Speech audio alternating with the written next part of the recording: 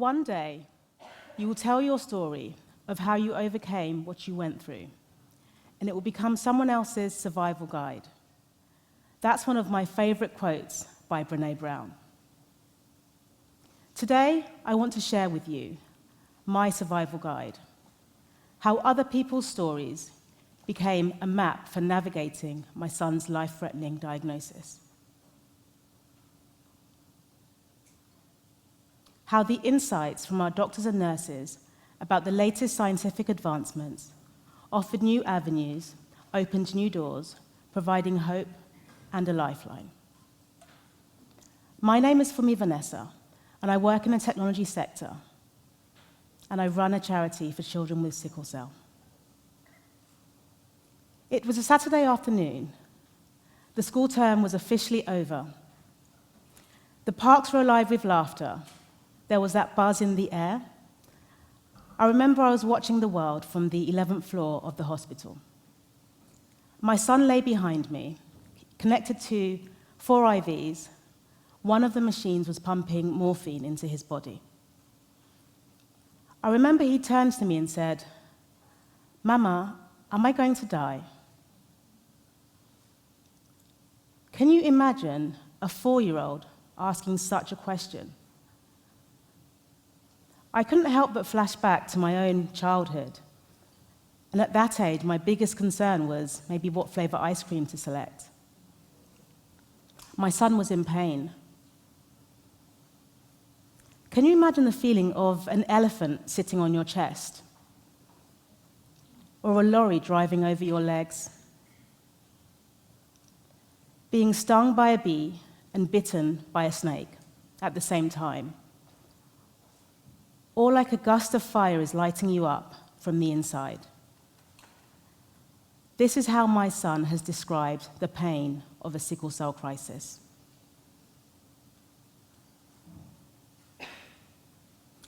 So let's rewind back 11 years. We were in the hospital, and it was there that we learnt of the diagnosis.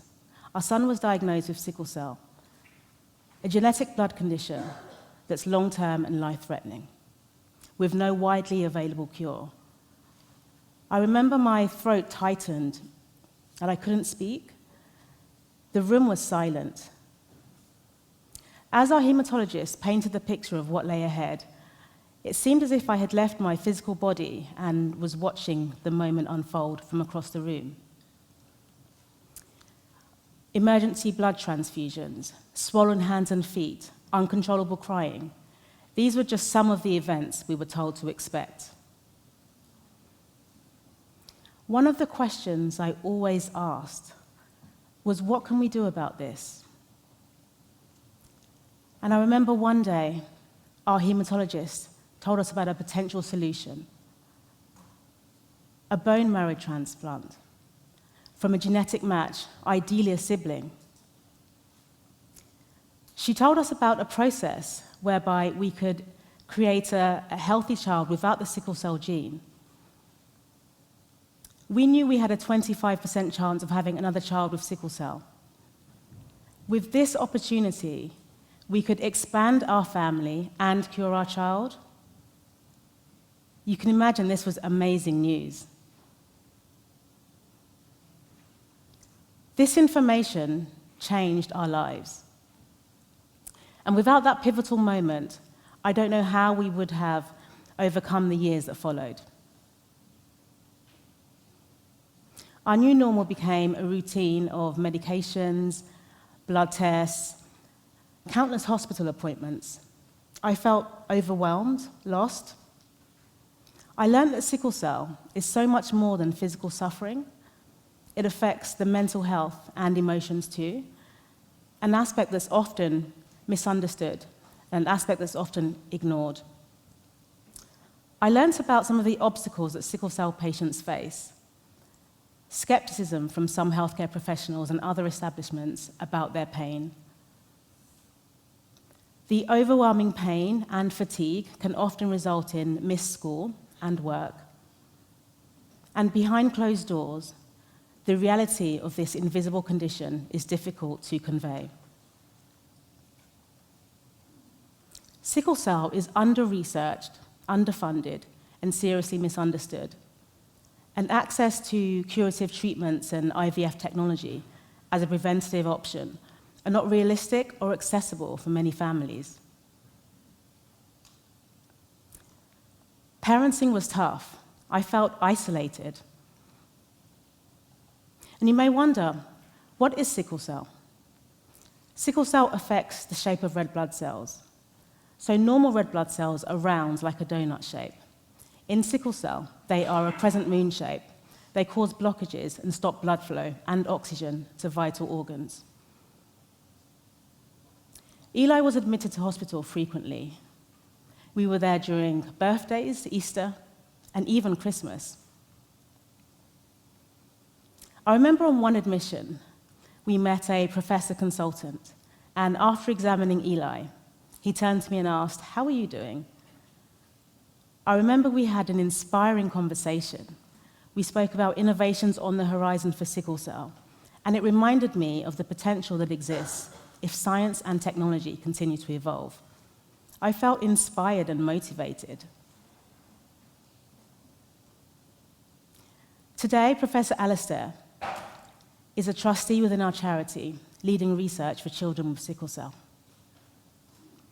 Shortly after this conversation, we began looking into IVF, and I spent hours scrolling through Google. I'm sure we can all relate to this. I came across a US basketball player whose son had been diagnosed with sickle cell. He and his wife had gone through IVF and created a healthy child without the sickle cell gene.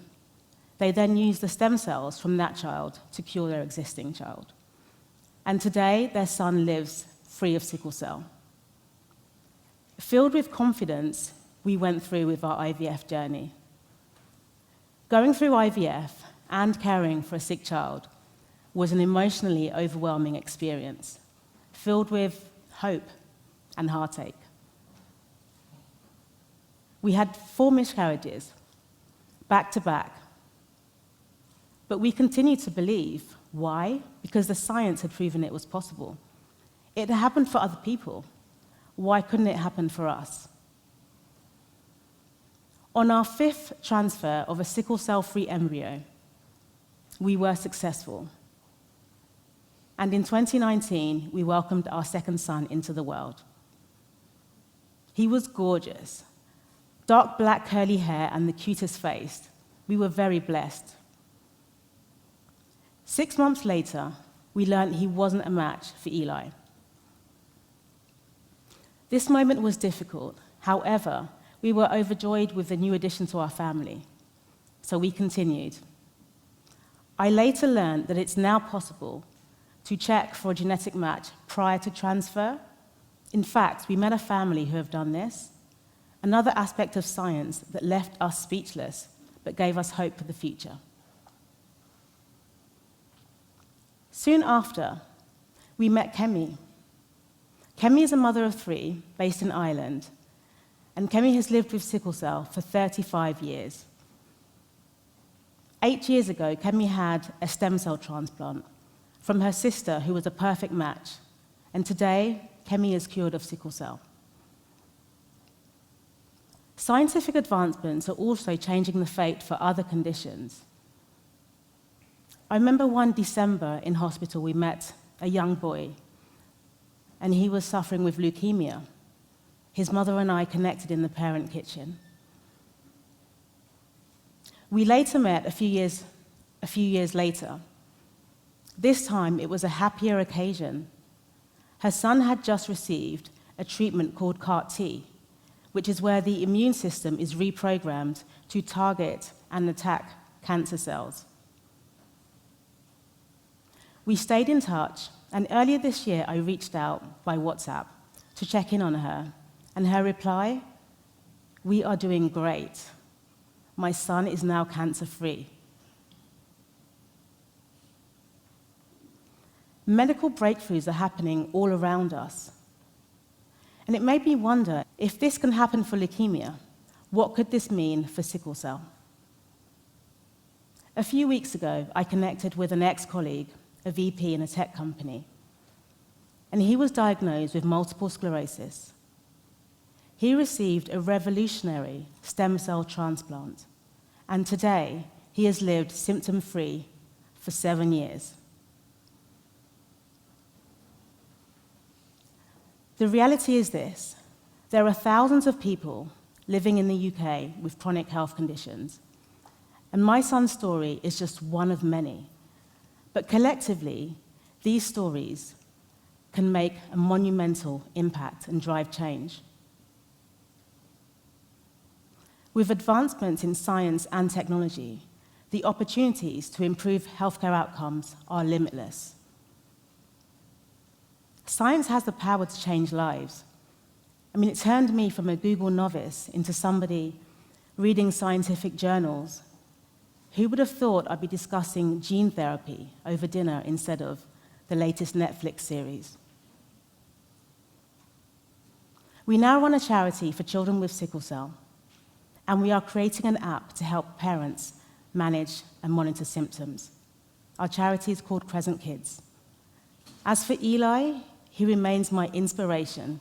He's doing great, and things are getting better, and we are hopeful for the future. This isn't just a story about a mother and her sick child. This is a story of science, innovation, and hope. In our National Health Service, there are individuals who hold the key to making a monumental impact on the patient experience. By sharing innovations on the horizon, success stories, and advocating for more research into science and technology, we have the opportunity to transform healthcare. More importantly, we can contribute to a survival guide to help patients and families navigate life post-diagnosis and provide hope.